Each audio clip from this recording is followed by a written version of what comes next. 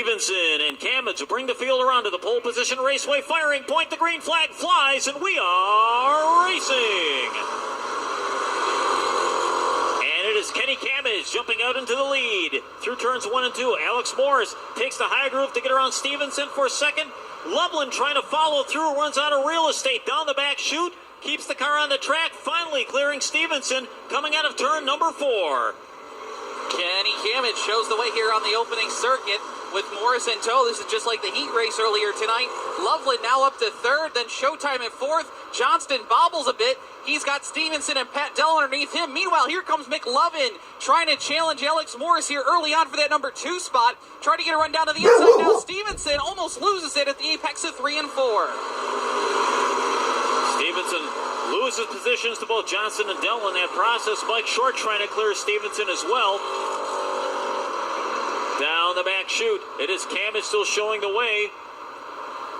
But Morris, Loveland, Jaron Israel all trying to keep the high-flying 25K in their sights. Fast pack at the front of the field here with Camidge, Morris, Loveland, Israel, Johnston, and Dell. 6 cars that all could be favorites for the win. They're lined up here at the head of the class, including your top 3, nose to tail down the backstretch. It's McLovin, first car, trying to take a look at the bottom right now through 3 and 4. Yeah, Loveland trying to test some grooves, see if there's anything down there he can use. Pete Simpson, in the meantime, at the rear of the field, dragging some body panels in his number 45 car. He's being directed to take that car pit side before something falls off on the track and causes a yellow period. In the meantime, the lead sextet heads through turns 3 and 4, and Camidge continues to hold off Morris and Loveland. 6-car draft here at the front of the field, 5 in, 15 to go, as Camidge leads the freight train around the speedway.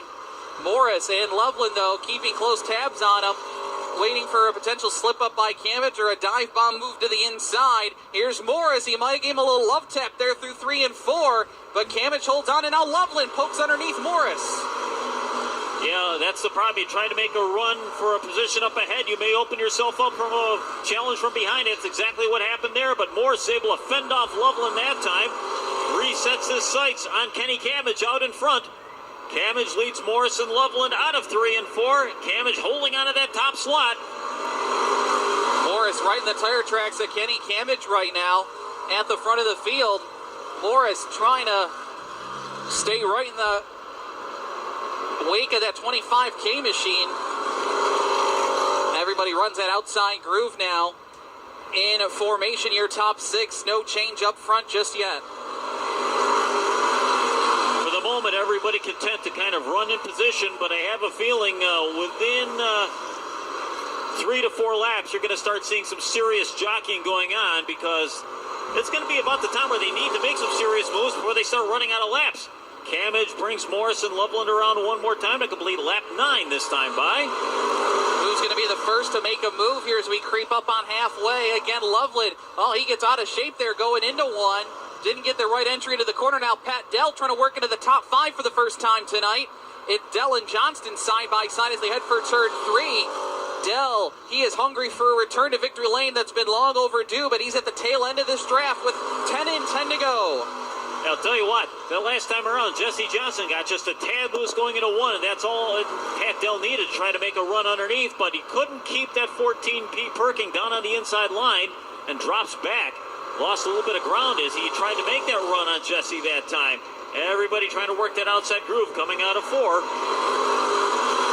9 laps remaining for Ken Camidge, looking for his second win of the season. Morris, Loveland right with him, though, move for move, step for step around this half mile. They might catch lap traffic the way this race pace is going. Some slower cars at the rear of the field, the Zimmermans and Stolzenberg, as they're almost on the same straightaway right now as your leaders. Yeah, if this stays under green, the lap traffic, I think, is going to really shake out what's going to happen in the long term here. Out of turn number 2, Camidge leads that 6-pack of cars at the front end of the field, and as they break in the lap traffic, let's see what happens as they reel in Zimmerman, Stolzenberg, and Zimmerman. Camidge checked up there at the entry to turn 3 that time, as he's showing some shakiness now as Morris gets loose that time in turn 1. One little mistake is all it could cost a guy 5 spots here in this lead pack. As you can tell, they're getting a little more antsy here at the front of the field, and those lap cars are coming up quick. This time by, it'll be 6 to go. Lap cars being flagged down to the inside. Loveland getting a run on the inside of Morris, but he may be squeezed out by the lap car of Zimmerman that time. And Israel takes advantage of the situation, and now Showtime trying to squeeze between cars. They're 3 wide for second, heading into turn number 3. He greased up both sides and slid between Loveland and Morris and takes over second place. And now Morris is 3 wide with Johnston and Dell. Morris trying to make up some of the ground he's losing here in this lead pack. Now with 5 to go, business is picked up, but it's all been behind Kenny Camidge, who's streaking out to a lead here after that 3 wide move by Showtime, and they've caught the lap cars at the same time as well. It's really stirred up this pack of bees at the front of the pack. I'll tell you what, though. If Kenny Camidge had a rearview mirror, which he doesn't, but if he did, he would have loved what he saw back there, because all that shuffling for second place gave him an opportunity to open up a nice-sized lead here in the late going. He's going to bring it around out of turn 4 with just 3 laps remaining, this time by. Ken Camidge now with some breathing room, his biggest lead of the night. Israel will try and chase him down, but time is running out. We're down to the final 3 laps. Pat Dell has been all over Jesse Johnston to try and crack the top 5, and now both cars are coming up on Alex Morris, as Morris is in danger of losing more spots before this one's all said and done. Parallel flags up, 2 to go, this time by. Ken Camidge trying to hang on here for his second win of the season. Alex Morris's car now pushes up a bit over the apex of 1 and 2. Here's Jesse Johnston looking low down the back straightaway. He'll try and pick up one more position as the white flag is out here. Johnston to the inside of Morris, right in front of Pat Dell. Mike Short catching these guys, while Israel and Loveland are left to do battle for the runner-up spot. Final time down the backstretch, though. Just has to hit his marks to bring this one home as Camidge, while Loveland's now side by side with Israel. Final 2 turns. It's going to be Camidge going in for the win. Here's the race for second. Loveland, Israel, down to the line. Israel hangs on. Then Loveland, Morris, Dell, I think, got Johnston at the line. Short, Sherwood, and the Zimmermans. And Stevenson.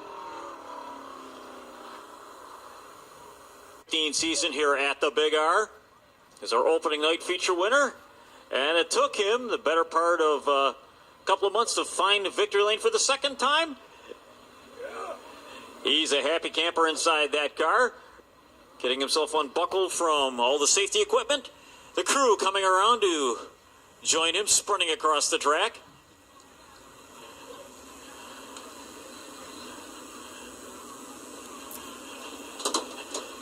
And as he climbs out, there he is, ladies and gentlemen, Kenny Camidge in victory lane. I believe this belongs to you, sir. You can also have your victory lane Pepsi here. All right. Great run tonight. This thing was hooked up tonight. Yeah, it's real fast. I made a couple changes, me and my old man, this week in the garage, and she's glued to the track, man. Couldn't ask for a better car. Yeah, I'll say, and when you got to that lap traffic, you had 0 problems with it. You couldn't say the same thing for the guys behind you, though. Yeah, I don't know what was going on back there, but, you know, they gave me enough room. I went right by, no problems. This is a tough class, I'll tell you. There's 7 or 8 of you guys that could win it any night out here.